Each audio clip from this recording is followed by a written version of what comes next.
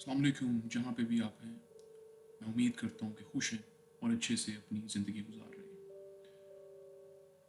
मेरे चैनल में आपका वेलकम है, जहाँ पे हम आपको हॉरर स्टोरीज़ सुनाया करेंगे रेगुलरली।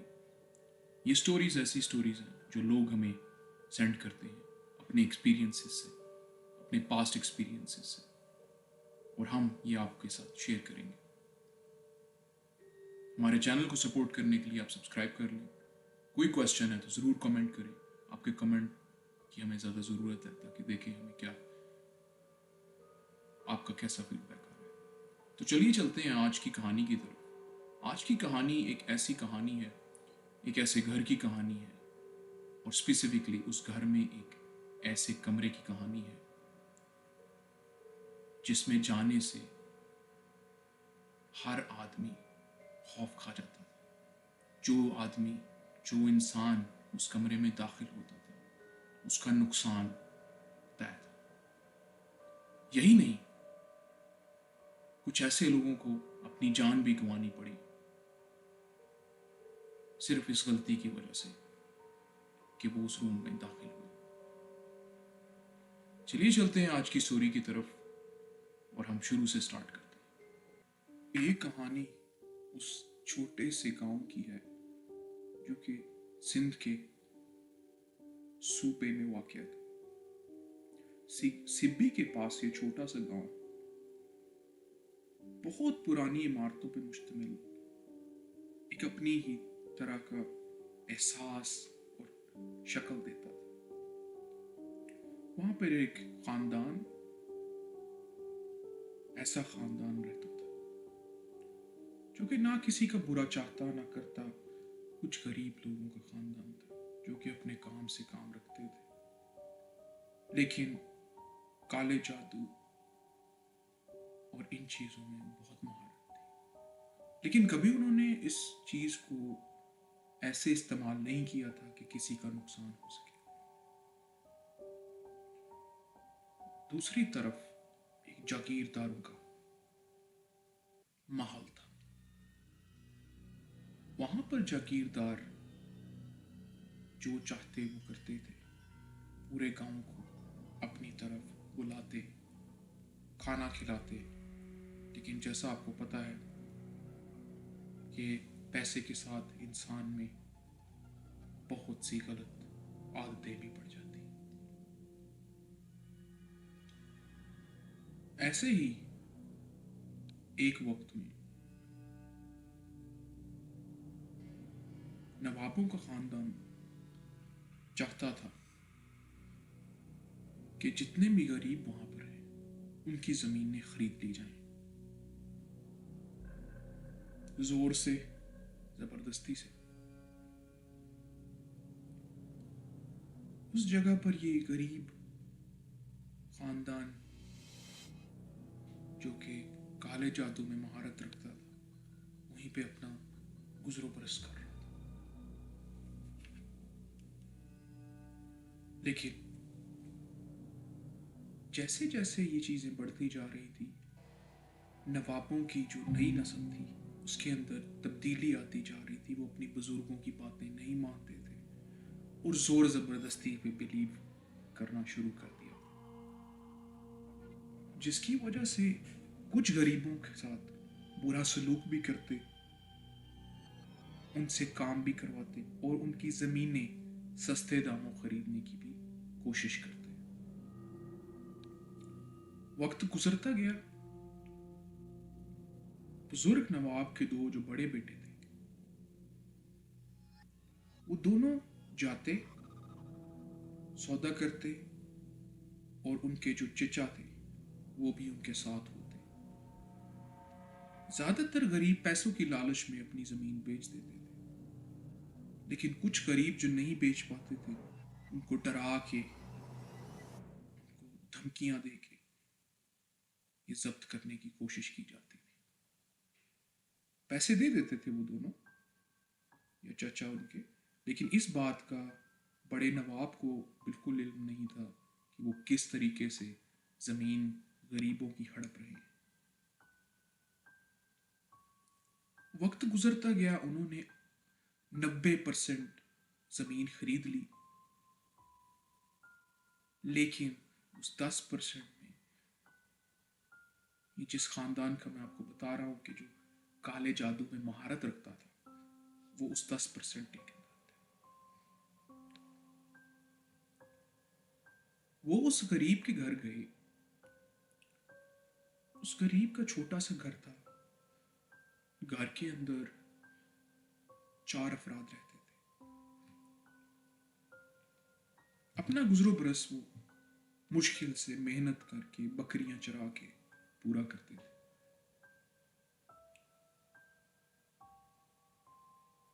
काले जादू की महारत उनकी दादी के पास थी। दादी अपना काम करती, कभी उन्होंने इस चीज को गलत चीजों के लिए इस्तेमाल नहीं किया था या अपने मफाद के लिए इस्तेमाल नहीं किया था। ये नवाब वहां गए, उनसे अच्छे से बात की, उनको अच्छे से समझाया कि आपको क्या फायदा है। लेकिन सब कुछ सुनने के बाद उन्होंने उनकी ये जो ऑफर थी उसको मना कर दिया कि हम अपनी जमीन नहीं बेचना चाहते। जबकि मालिकों ने, जो नवाब है, उन्होंने काफी कोशिश की, लेकिन ना मानने पर गुस्सा आ गया और उन दोनों नवाबों ने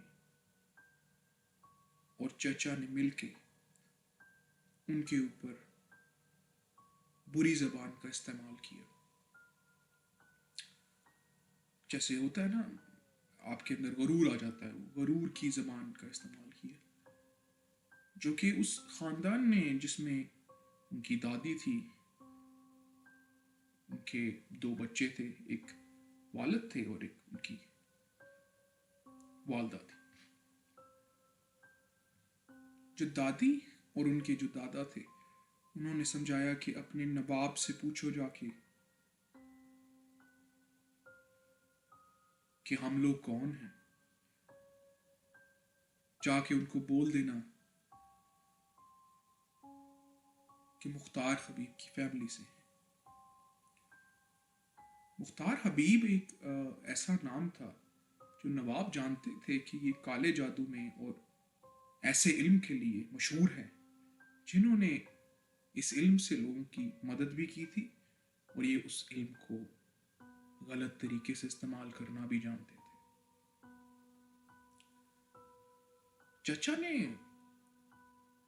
दोनों नवाबों को रोका और कहा कि हम फिर से आएंगे, आप सोच लीजिए। वो उन्होंने ऐसे कहा कि सोचने की क्या जरूरत है, ये इनके खानदान भी बेचेगा ये जमीन। ये गुरूर वाले लफ्जों का इस्तेमाल किया गया। वो लोग वापस गए तो जो मुख्तार का खानदान है, उन्होंने पैगाम पहुंचाया कि कैसी जबान का इस्तेमाल किया गया है। बट जैसे ही वो सब चाचा और दोनों नवाब वापस गए, तो जो बड़े नवाब, जो उनके फादर थे, वो दरवाजे पर ही मौजूद थे। उन्होंने गुस्से में पूछा, तुम्हें पता है तुम कहाँ गए थे? उन्होंने क्या, वालिद साहब क्या हो गया, आप क्यों ऐसे रिएक्शन दे रहे हैं, क्या हमने क्या कर दिया गलत? जिस खानदान की तुम धमकी देने गए थे, तुम उसकी माजी हिस्ट्री जानते हो? उन्होंने क्या, क्या हिस्ट्री जानते हैं, गरीब सा है और उनमें वो हमारी बात नहीं मान रहे, तो हमें उनसे वो जमीन चाहिए हर हाल में। बड़े नवाब ने बोला, मेरी बात सुनो, तुम जो ये बात कर रहे हो, वो वही खानदान है जो उस दरख्त की जमीन के मालिक हैं, जिन्होंने वहां से बड़े से कबीले को निकाल दिया था। उन्होंने कहा, कौन से कबीले की बात कर रहे हैं आप, क्या बात कर रहे हैं? कहने लगे, उनका जो दादा और जो दादी हैं, वो काले इल्म के माहिरात हैं। उन्होंने ये आज तक कभी गलत चीज़ों के लिए इस्तेमाल नहीं किया, लेकिन मेरे कहने पर उन्होंने जो पुराने ज़माने में एक ऐसा जिन्नों का कबीला रहता था जो लोगों को नुकसान पहुंचाता था, उन्होंने उनको बाहर निकाला। तुम उनके साथ बदतमीजी कैसे कर सकते? तो नवाब थे तो वो कहते कि अब्बा जी आप किन चक्करों में पड़ गए, ये ऐसे तो हो ही नहीं सकता कि कोई कबीला रहता था, ये क्या बात कर रहे हैं, हम इन चीज़ों में नहीं मानते। और जो है ना, उन्होंने कहा खबरदार, मैंने तुम्हें बोल दिया कि तुम वहां दोबारा नहीं जाओगे तो तुम नहीं जाओगे। वो घबरा गए। चचा जो थे उनको नवाब ने कहा तुम तो समझदार हो, इनको कुछ समझाओ, ये गलत चीज़ों में ना पड़ो, बहुत बुरा नुकसान होगा, मत करो ऐसे। खैर, उन्होंने फिलहाल के लिए उसको छोड़ दिया और वो बाकी ज़मीनों में लग गए। तकरीबन 99% ज़मीनें ले ली थी और 1% में उनका अब ये मुख्तार साहब का ख़ानदान रह गया। वो गए, उनसे प्यार से बात की और इस बार उनका लहजा बहुत गुस्से वाला था। जो मुख्तार ख़ानदान का जो मुख्तार हबीब ख़ानदान का जो दादाजी थे और उनकी जो दादी थी, उन्होंने कहा निकल जाओ यहाँ से और दोबारा कभी मत आना, वरना तुम्हारे साथ बहुत बुरा होगा। खैर, वक्त गुजर गया। नवाब और जो चाचा थे उन्होंने कहा कि हमारा ये जो मंसूबा हम इतनी बड़ी ज़मीन पे बनाना चाहते हैं वो सिर्फ इस वजह से रुका हुआ है कि 1% जो है वो एक काम करते हैं, हम बड़े नवाब को नहीं बताते और इनको जाके ज़बरदस्ती वहां से निकाल देते।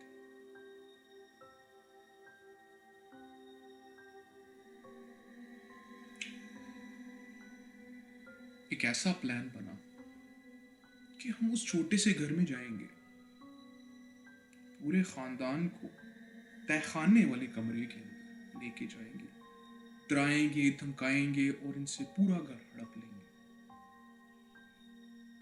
और जो उनकी थोड़ी सी जमीनें थी पैसे देंगे हम पूरे। उन्होंने ऐसा ही किया। गए, जाके डराया, धमकाया, उनको तहखाने वाले कमरे में ले गए। जब वो तहखाने वाले कमरे में पहुंचे तो वो देखते हैं कि एक अजीबो गरीब किस्म का कमरा है, जहां पर कील, नाखून, जानवरों की आंखें, बकरी के सर पड़े हुए हैं। तो वो डर स गए नवाब, और जो है वैसे ही कमरे का दरवाजा बंद हुआ। तभी दादी और दादा ने अमल पढ़ना शुरू किया।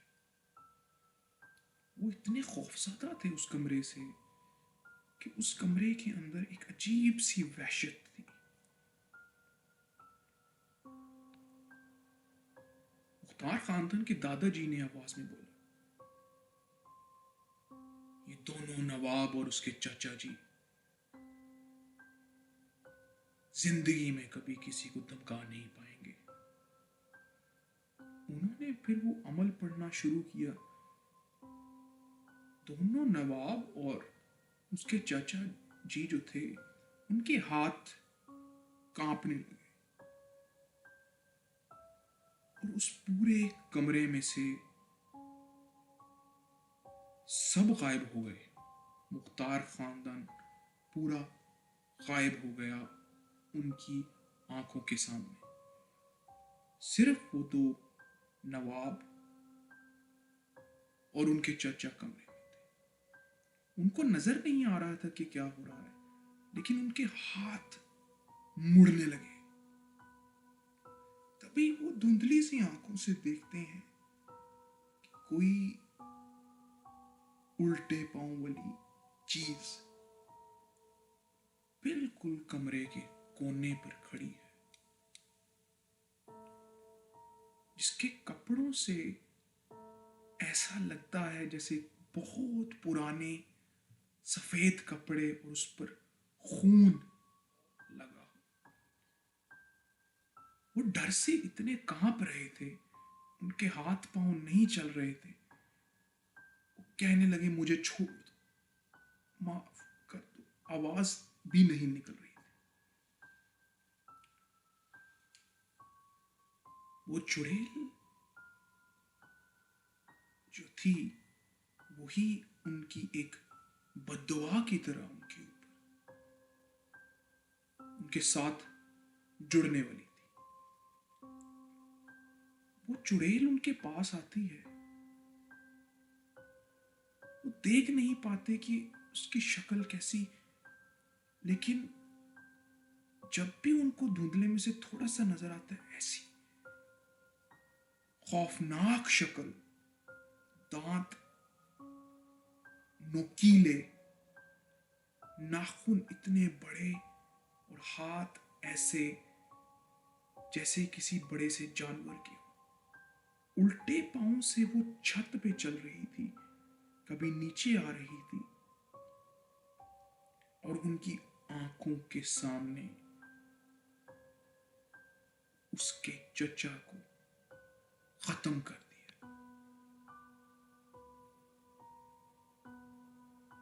वो इतना डर गए जैसे कि उन्होंने अपने दिमागी तवाज़ुन खो बैठे हों।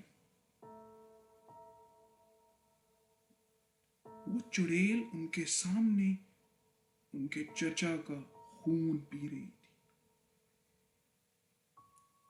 और देखते ही देखते उनके चचा वहां दम तोड़ गए।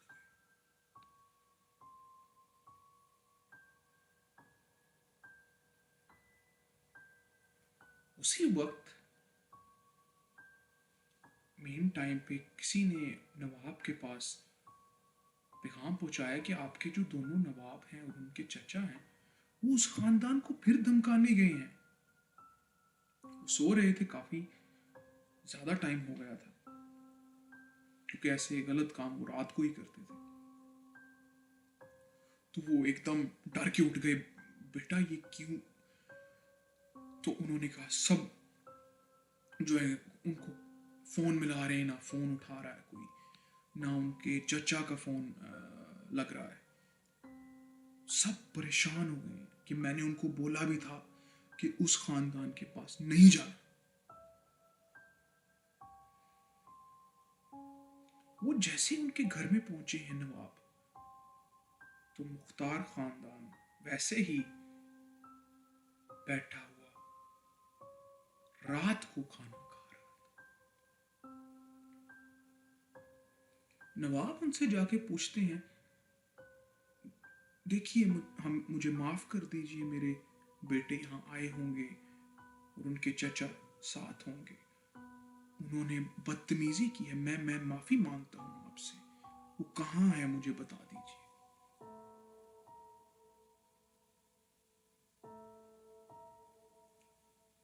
जवाब आता है, बेटा वो जहां भी होंगे उन्होंने बहुत बड़ी गलती की है और उनको उसकी सजा मिलेगी।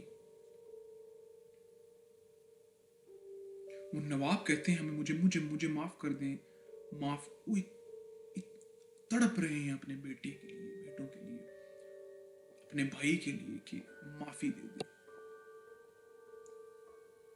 तभी वो बताते हैं कि उनके जो भाई हैं वो तो कभी वापस नहीं आ सकते।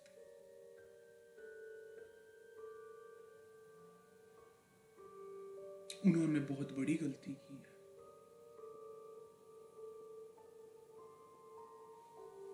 तुम्हारा एक बेटा आधी मरी हालत में है, दूसरा अपना दिमागी तवाज़ुन खो बैठा है।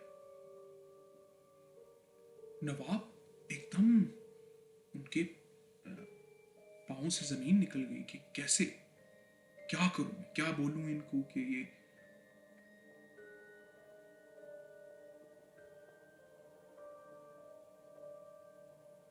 उन्होंने बोला,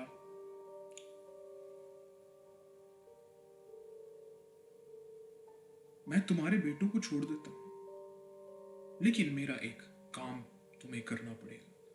नवाब ने बोला, आप बोलिए, मैं अपने जितने मेरी वसाइल हैं मैं वो सब लगा दूंगा, लेकिन मुझे मेरे बेटे वापस कर दें।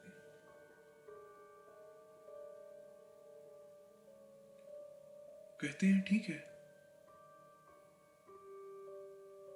एक काम करो, यहां से 1000 किलोमीटर दूर एक गांव है, वहां पे मुख्तारों का पुराना घर है।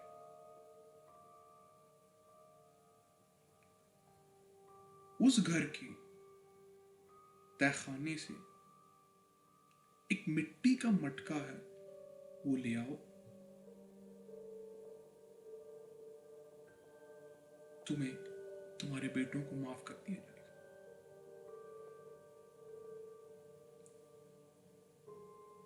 नवाब मान गए। नवाब कहते हैं हम अभी चलेंगे।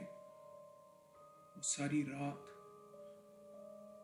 सफर तय करके, उनको काफी ज्यादा टाइम लग गया। ना वहां रोड है, ना आसपास कुछ है, ऐसी एक जगह है जो वीरान पुराना गांव है, वो ना कोई वहां रहता है। लेकिन मुख्तार खानदान ने किसी वजह से उनको ये मटका लाने के लिए कहा था, क्योंकि मुख्तार खानदान के ऊपर बहुत बड़ी बददुआ भी थी। वो चुड़ैल जो उनके साथ रहती थी तहखाने में, वो एक ही तरीके से खत्म की जा सकती थी, वो मटका वहां से कोई जिंदा वापस ले आए।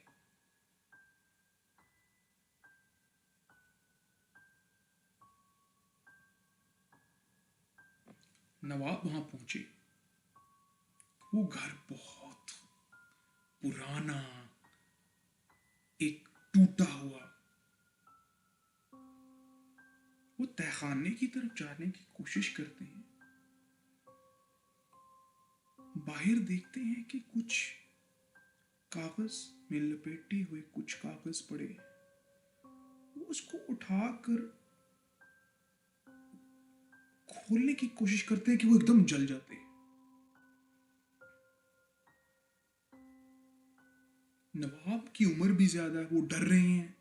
उनकी सिक्योरिटी गार्ड्स वगैरह कोई भी उनके साथ अंदर जाने के लिए तैयार नहीं होता। लेकिन वो क्या करते,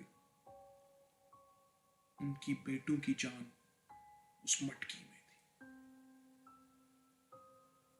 जिससे वो चुड़ैल काबू में आनी थी। जैसे तैसे करके वो उस तहखाने के कमरे में पहुंचते हैं। जैसे ही वो दरवाजा खोलते हैं, कोई काले हाथ वाली चीज उनको अंदर खींच लेती है और उनकी चीख निकलती है, बचाओ।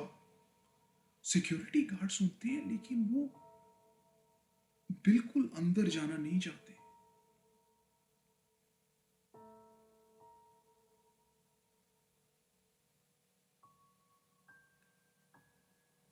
नवाब अंदर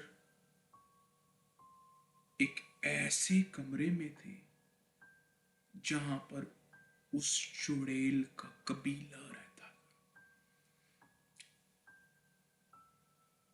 उनको बिल्कुल कुछ नजर नहीं आ रहा था।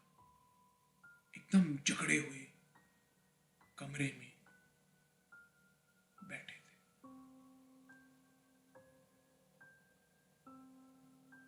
आवाज आती है,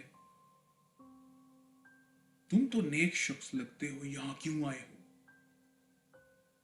वो उनको बयान करते हैं कि ऐसे मुख्तार भी खानदान, मेरे बेटे तहखाने में फंस चुके हैं। वो चुड़ैल का जो कबीला रहता था, वो कहते हैं कि वो सबसे खतरनाक और नाफरमा बरदार चुड़ैल थी। उसको हमने बेदखल कर दिया था और तब से वो मुख्तार हबीब के खानदान पे बद्दुआ की तरह जुड़ी हुई है, लेकिन उस खानदान के ऊपर जो गलत निगाह रखता है वो उसको भी खत्म कर देती है। कहते हैं मुझे मुझे मुझे बताइए कैसे उसको रोकें।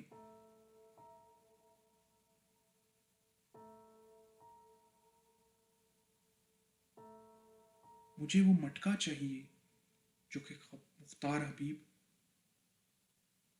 खानदान की या मेरी जान छुड़ा सकता है। आप मुझे वो मटका दे दीजिए। तुम जानते हो कि उस मटके में क्या है? नहीं, उस मटके में उस चुड़ैल के बाल हैं।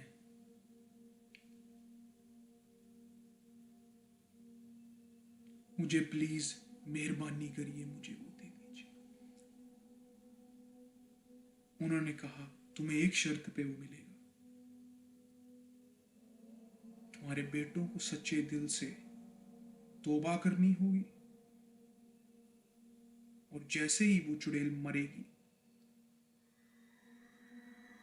तुम्हारे जिंदगी भी उसके साथ चली जाएगी। क्या तुम्हें ये मंजूर है? नवाब इतना डरे हुए थे, उनको अपने बेटों की जान इतनी अजीज थी। कांपते कांपते उन्होंने उससे वो वादा कर लिया। उस चुड़ैलों के कबीले ने वो मटका उनको दिया और जाने दिया। जैसे ही वो बाहर आते हैं, जो उनके गार्ड्स थे वो एकदम परेशान हो जाते हैं कि ये कैसे जिंदा वापस आ गए हैं, कि इनके हाथ पे निशान है, पंजों का निशान है। बड़ा सहमे और डरे से लग रहे हैं। वो कहते हैं चलो वापस चलो। वो वापस जाते हैं। इतना ज्यादा सफर करने के बाद वापस पहुंचते हैं। मुख्तार खानदान के दादा और जो दादी हैं वो कहते हैं हमने उस चुड़ैल को रोका हुआ है, हम ज्यादा देर नहीं रोक पाएंगे, हमें वो मटका दो। मटका वो नवाब ले आए होते हैं। कहते हैं तुम इस मटके को नहीं खोलोगे।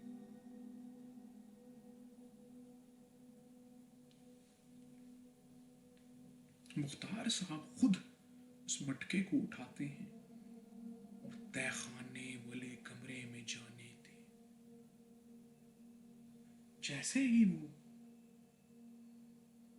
जाते हैं उस चुड़ैल की आवाज आती है, क्योंकि उसको पता होता है कि उसकी जान उसके बालों में है, जो कि मुख्तार साहब के हाथों में खुद जुड़ चुके हैं। कहते हैं चुड़ैल बोलती है कि मैंने तो तुम्हें बचाने के लिए इन बच्चों को पकड़ा है, एक को मैंने मार दिया है, सिर्फ हड्डियां बची हैं, ये एक पागल हो गया है, और एक की आंखें धुंधली हैं। मुख्तार कहते हैं तुमने हमारी हिफाजत तो की है, लेकिन हमने तुम्हें कभी नहीं बोला कि इनको जान से मार दो।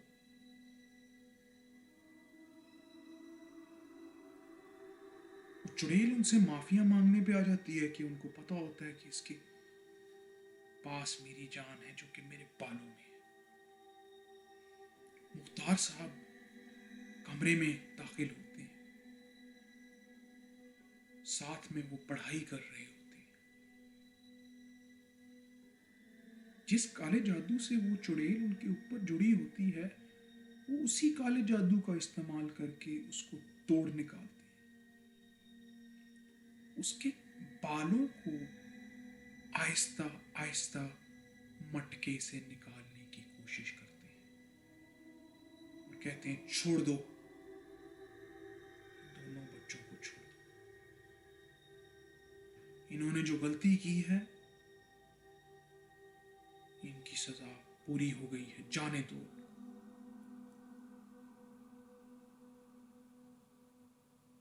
उन दोनों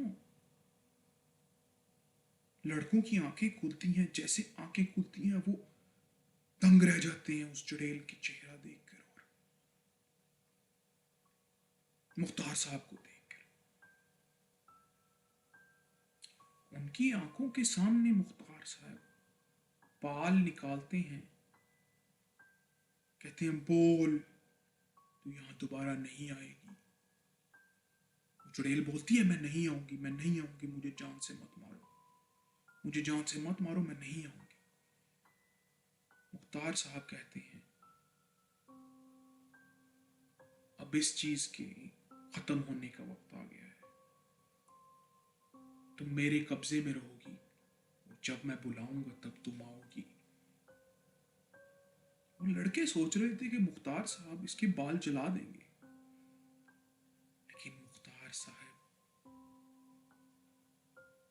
उस चुड़ैल को अपना गुलाम बना लेते हैं और कहते हैं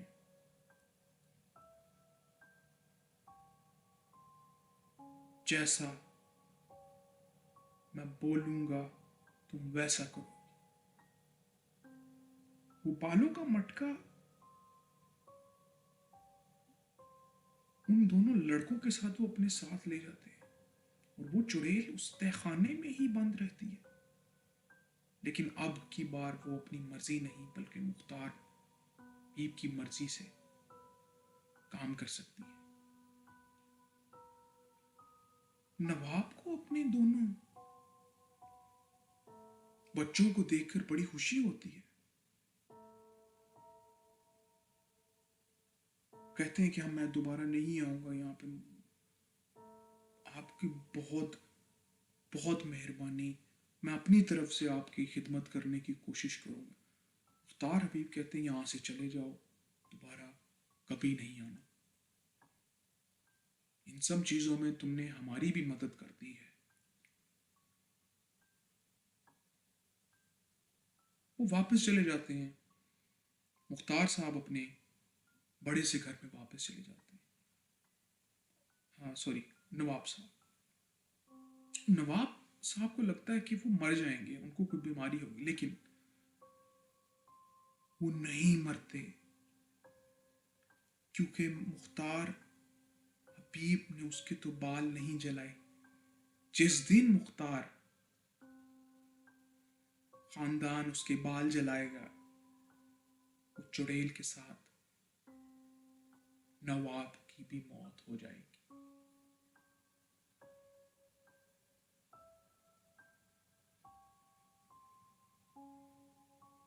मुख्तार को ये पता था कि अब दोनों की जान उसके हाथ में है।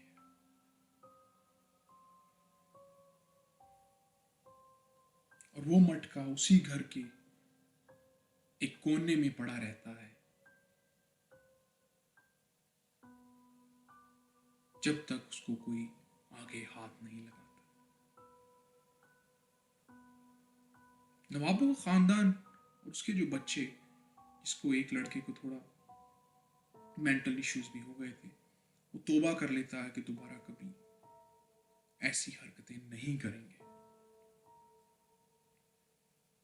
बल्कि अपनी जिंदगी गरीबों की मदद और उनकी भलाई के कामों के लिए लगाएंगे।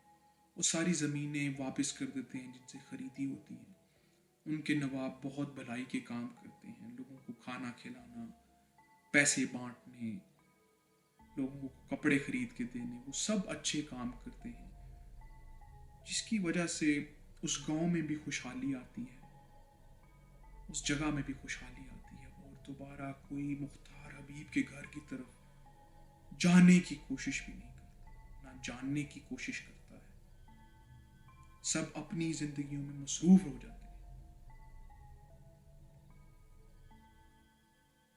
10 साल गुजरने के बाद एक खबर आती है कि मुख्तार हबीब मर गए। तो नवाब परेशान हो जाते हैं कि कहीं वो मटका गलत हाथों में ना चला जाए।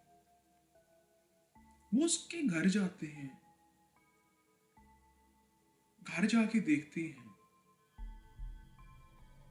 कि उनकी जो अफ्तार हबीब साहब हैं और उनकी जो वाइफ है वो मर चुकी है, दुआ ख्वानी हो रही है। मटका उनको उस कोने में नजर नहीं आता जहां वो उसको ढूंढने की कोशिश करते हैं।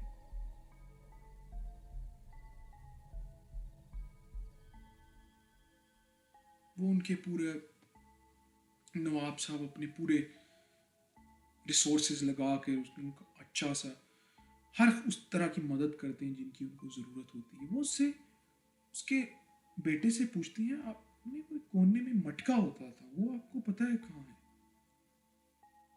उस मटके का किसी को कोई पता नहीं था, या वो बताना नहीं चाहते थे। ये राज उनके साथ ही चला गया।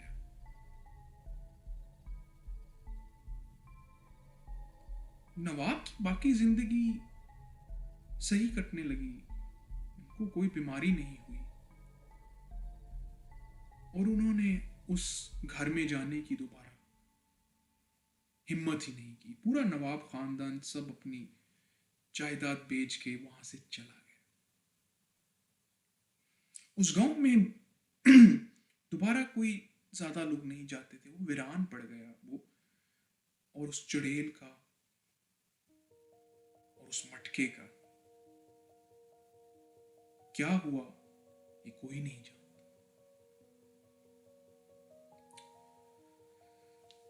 तो ये थी आज की कहानी। मैं उम्मीद करता हूं आप सबको आज की कहानी अच्छी लगी होगी।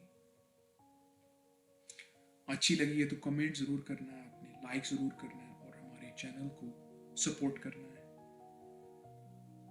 हम आपको अगले एपिसोड में मिलेंगे जिसमें हम आपको एक नई कहानी सुनाएंगे। तब तक के लिए अल्लाह हाफिज।